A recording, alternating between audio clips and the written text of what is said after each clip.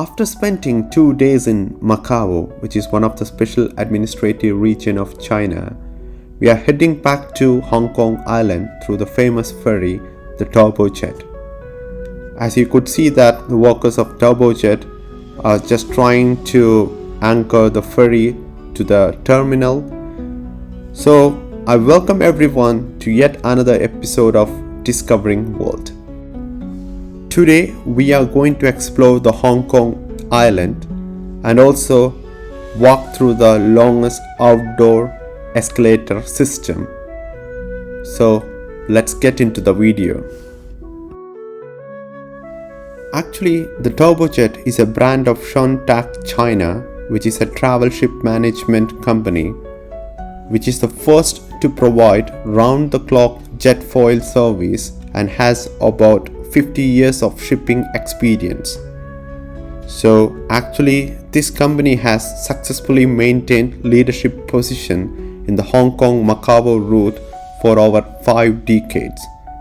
With a network, it covers about the major cities across the Pearl River Delta and handling an annual passenger volume of about 15 million. Actually, this terminal is located in the west of Hong Kong's main business district and on the shore of Hong Kong Island. Actually, this terminal is connected to all the transit railways, or I think the MTR, and it's been served by other forms of public transport. So once you arrive from Macau, we need to carry on with the same immigration procedures as you enter the Hong Kong for the first time. This time, the immigration of Hong Kong was a daunting experience. Literally, they detained us about 30 minutes and was questioned about the stay, the amount of money you carry, and about the flight tickets to the home country even. At last, they allowed us to enter the Hong Kong Island. So we just came out of the terminal and walked towards this bridge which connects towards the Elizabeth line, which leads us to the Central-Mid-Level Escalator. One of the other things we noticed while crossing the bridge was the famous Hong Kong tramways.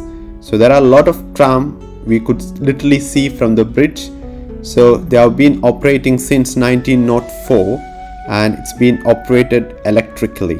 So actually these trams have been the world's only fleet of tall, narrow, double-decked wooden side vehicles.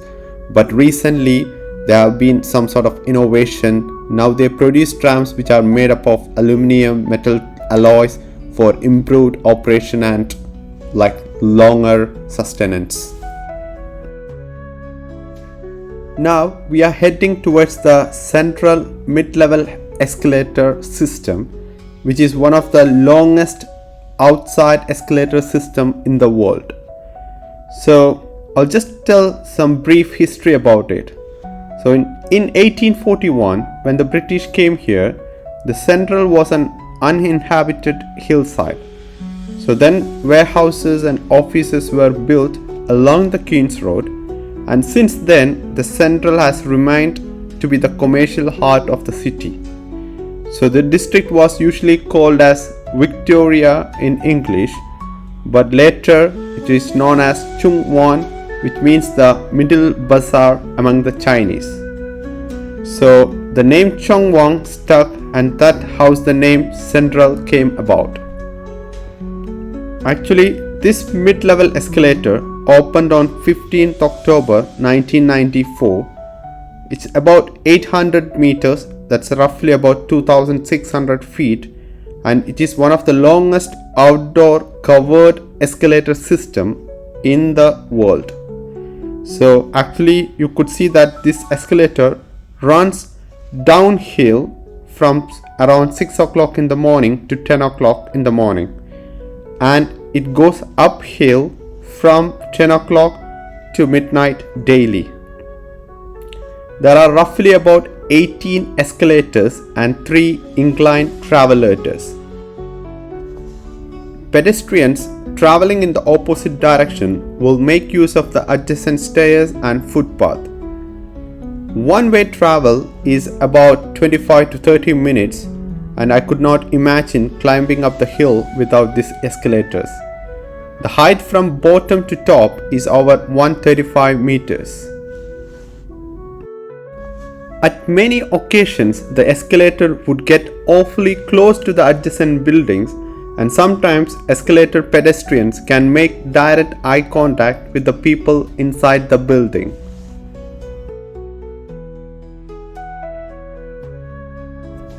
Actually, the idea of building an urban escalator system began in early 1980s. So actually, when the Hong Kong government considered various options to improve the traffic and pedestrian circulation between Central, the business district of Hong Kong, and the mid-levels. And actually, it also includes the residential neighborhood on the slope of the Victoria Peak. So initially, the cable car and monorail were also considered, but the escalator system was eventually selected. So after 2.5 years of construction, this system was opened to public in 1993.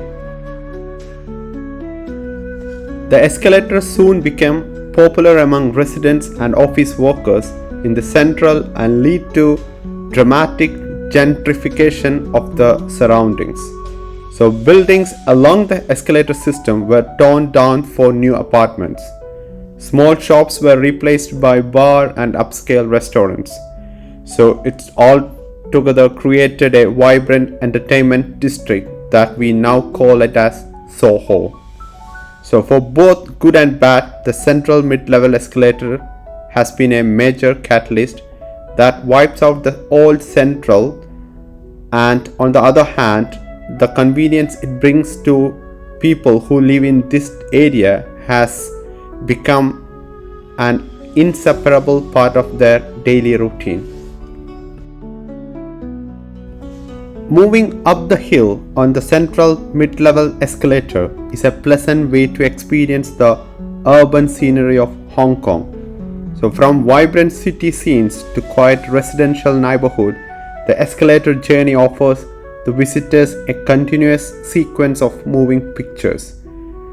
Actually, we crossed a lot of streets and they are quite vibrant, and we are happy to come here and experience the longest outdoor covered escalator system.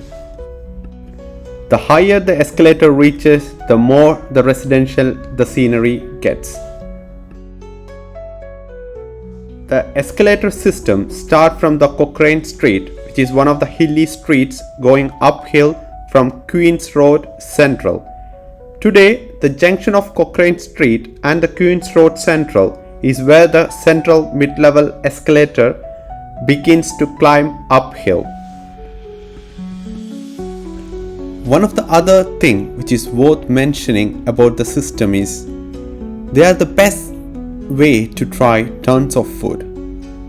Actually, this system offers walk-up access to some of the city's best dining options. If you could step off from the escalator at the Stanley Street, you could try for a bite to eat at one of the Hong Kong's last Dai Pai Dongs, which is literally translating to a big licensed stall. Actually, these are open air diners used to be the commonplace around Hong Kong. You could literally find a lot of places which serves excellent Thai and Japanese cuisine, and I could also find some Indian restaurants even. As you are strolling along or standing on the mid-level escalators, you could also notice that along the street level there are countless stores and eateries lining the sidewalk even. As we continued our journey through the escalator system, we passed across different streets from Cochrane Street, Stanley Street, Graham Street, Gage Street. I think we have passed a lot of streets. I could say there is countless of streets, and I can't even remember the names of the street which we have already crossed. So literally we found out there is a mosque which is the first mosque in the Hong Kong. So we literally thought of visiting there. So now we have reached at a point where we are literally tired of this escalating. So now we just thought of like taking some rest, and meanwhile just thought of like visiting the first mosque, which is known as the Jamia Masjid of Hong Kong. Before the escalator hitting the mosque street, the escalator passes by the entrance of Jamia Masjid, where we are now just going to visit the oldest mosque in Hong Kong. The Central-Mid-Level Escalator is a modern alternative of the old ladder streets of Hong Kong. So above the Hollywood Road, the escalator continues up the sloped Shelley Street in segments. So actually from the Shelley Street there is a Cane Road. The escalator enters the district of Mid-Levels. So actually this district is an affluent residential district right above the downtown of Hong Kong.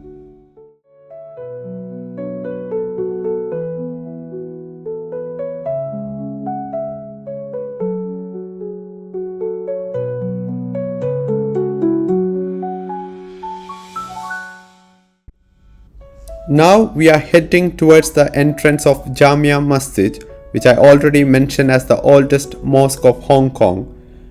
It's also called Lascar Temple, and it's built in 1849 and was rebuilt in 1915. And this beautiful mosque is been listed as a Grade 1 historical building.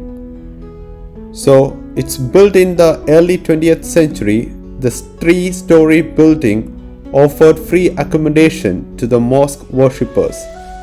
So you could see around the Jamia Masjid mosque the escalators.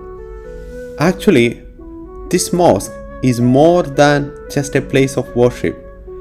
It's an historical landmark that stands on a lushly vegetated acre of land that is home to a unique squatter community.